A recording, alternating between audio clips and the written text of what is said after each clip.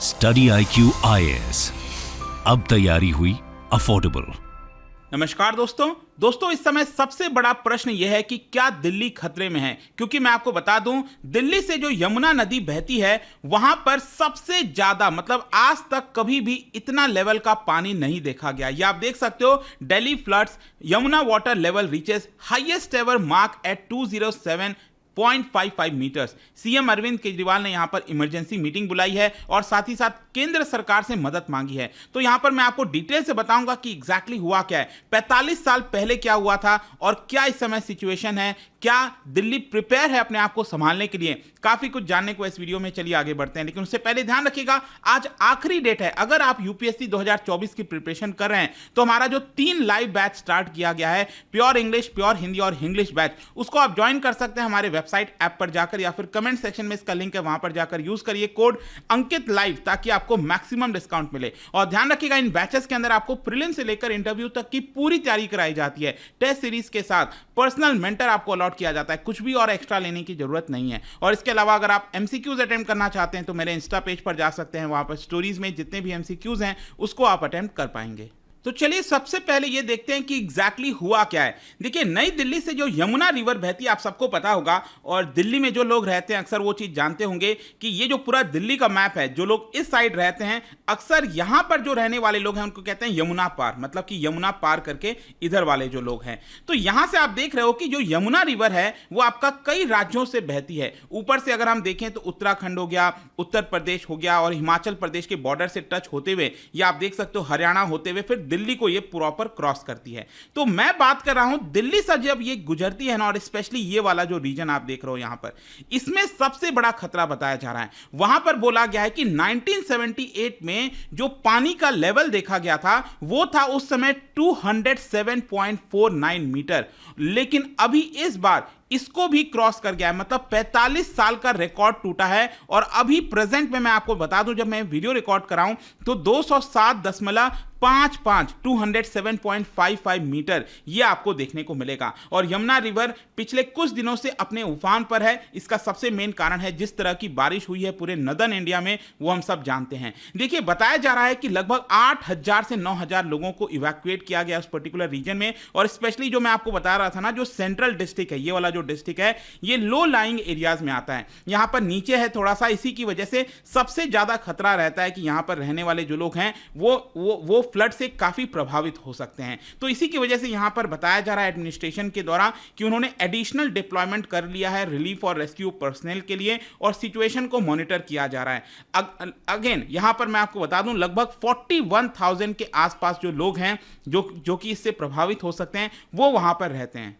लेकिन अब क्वेश्चन यहां पर यह है कि इतना ज्यादा पानी आने का कारण क्या है। देखो, एक तो बारिश हो रही है वो समझ में आ रहा है, लेकिन यमुना रिवर में इतनी ज्यादा पानी, इतना रिकॉर्ड लेवल का पानी कैसे आ गया?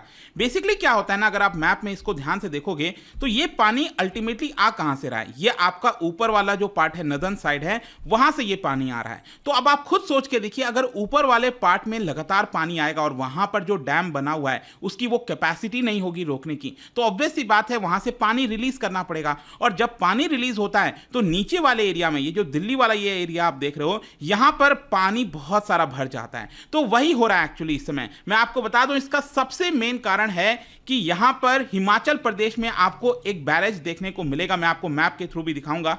सॉरी, हिमाचल प्रदेश नहीं, हरियाणा में एक बैरेज है, इसका नाम है हथनी कुंड बैरेज। ये आप ध्यान से देखिए, इस मैप के अंदर आप देख रहे होगे, ये हरियाणा का मैप हो गया और नीचे ये रहा आपका दिल्ली, ठीक है। अब आप देखिए हरियाणा के एकदम नॉर्थ ईस्ट के साइड, नॉर्थ ईस्ट में ये आप देख रहे हो रेड कलर का, इसको कहा जाता है हथनी कुंड बैरेज, मतलब जो डैम बना हुआ है बेसिकली।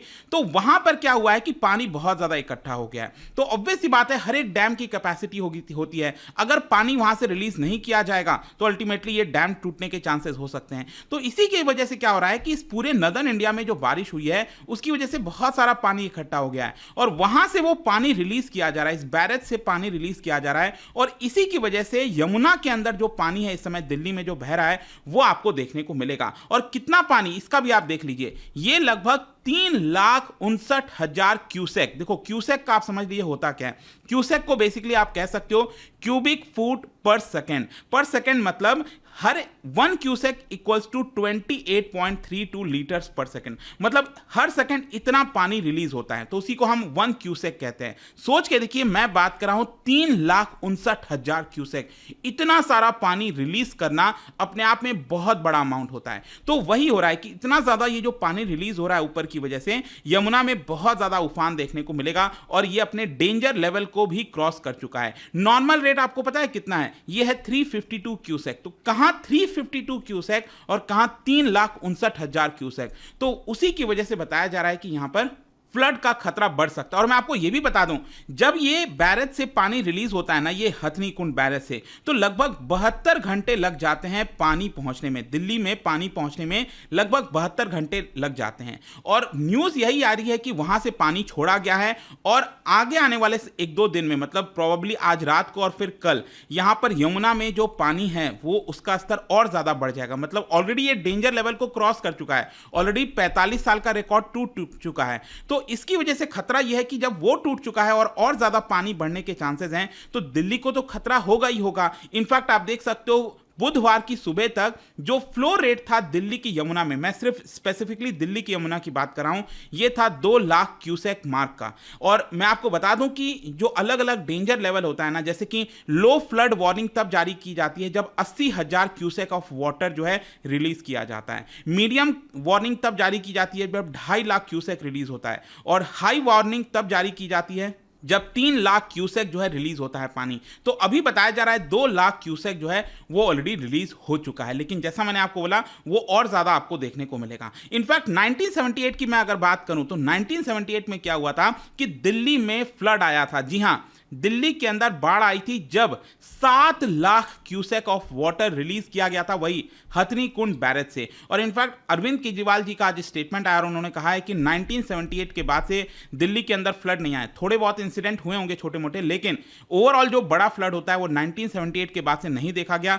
तो अरविंद केजरीवाल भी इसको लेकर कंसर्न थे। उन्होंने प्रेस कॉन्फ्रेंस के थ्रू बताने की कोशिश की और केंद्र सरकार से मदद मांगी, वो मैं आपको आगे बताऊंगा। लेकिन इसके अलावा आप ये भी देख सकते हो 2013 में भी इंसिडेंट हुआ था, 8 lakh cusec of water release हुआ था। तब जो यमुना का रिवर है वो 207.32 मीटर पहुंच गया था। 2019 में भी यहां पर 206.6 मीटर पहुंच गया था। लेकिन इस बार जो हुआ है 2023 में, इतना लेवल ऑफ वाटर कभी नहीं देखा गया। फिर अगर मैं बात करूं कि ये सारी चीजों का मेन कारण क्या है, वो है रेनफॉल। और रेनफॉल अभी मैंने एक वीडियो बनाया था और आपको बताया भी था कि इसका मेन कारण रेनफॉल नॉर्दर्न इंडिया में होने का है कि एक तो वेस्टर्न डिस्टर्बेंसेस जो हैं वहां से जो मॉइस्चर एयर है वो आ रहा है, और साथ ही साथ जो मानसून का एयर है वो एक साथ, ये दोनों हवा एक साथ यहां पर मिल गई है, जिसकी वजह से अचानक से बहुत ज्यादा बारिश होने लग गई है।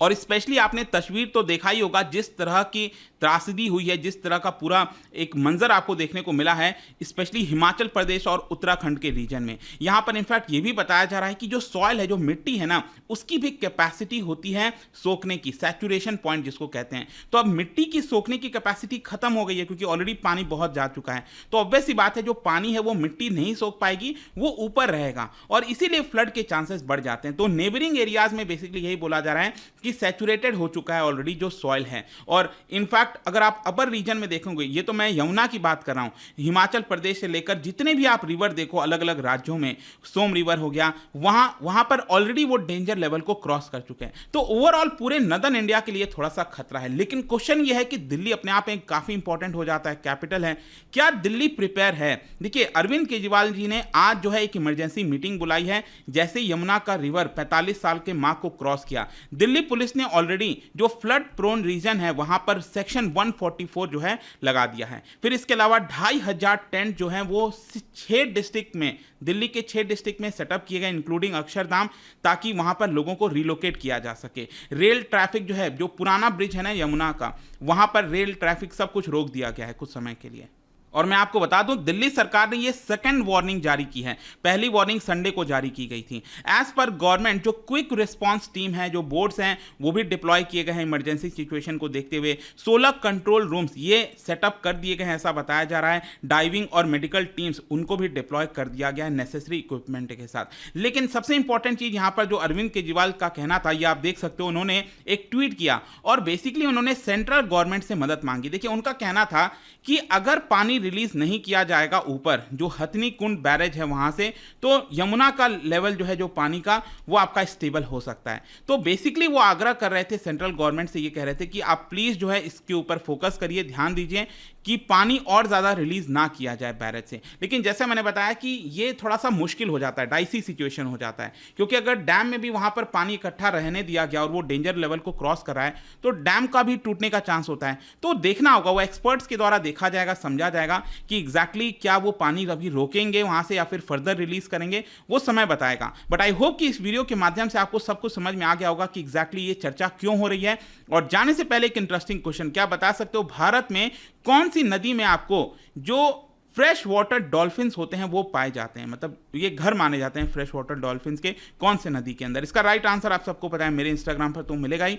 वहां पर अगर आप नहीं हो कोई बात नहीं, टेलीग्राम से ले सकते हैं इसका सही उत्तर। मैं कई सारे जो MCQs हैं वो यहाँ पर स्टोरीज में डाला करता हूँ। बाकी अगर आपको PDF चाहिए तो टेलीग्राम पर आइए, अलग अलग सोशल मीडिया पर आप जुड़ पाओगे। और जैसा मैंने बताया था, UPSC की अगर आप तैयारी करो, कोई भी बैच लेना चाहते हैं, just use the code Ankit live to get maximum discount. And I hope की वीडियो आपको पसंद आया होगा। मिलता हूँ next time, till then thank you very much, see you soon. Study IQ IAS, अब तैयारी हुई अफोर्डेबल।